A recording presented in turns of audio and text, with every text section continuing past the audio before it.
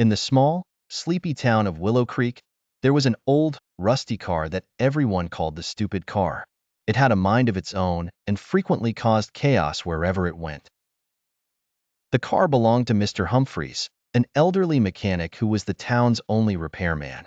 Despite its rebellious nature, Mr. Humphries had a soft spot for the car and kept it running, much to the town's dismay.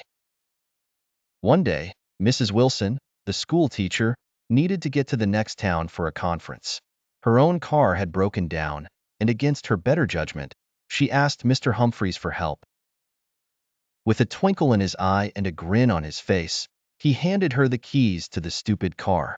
Reluctantly, Mrs. Wilson got in and started the engine. Almost immediately, the car jerked forward, reversing out of the garage and heading down the road backwards. Gritting her teeth, Mrs. Wilson tried to control the car, but it seemed to have its own destination in mind.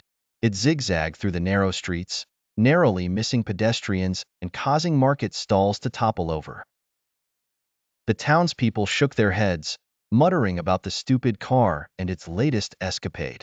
As Mrs. Wilson neared the edge of town, the car suddenly straightened out and began driving smoothly. She breathed a sigh of relief, thinking the worst was over. But then, just before reaching the town line, the car veered sharply into a dirt path leading into the woods. Frustrated and bewildered, Mrs. Wilson tried to turn the car around, but it stubbornly continued down the path.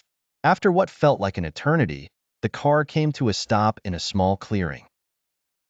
There, to her amazement, was a beautiful hidden pond surrounded by wildflowers, a place she had never known existed.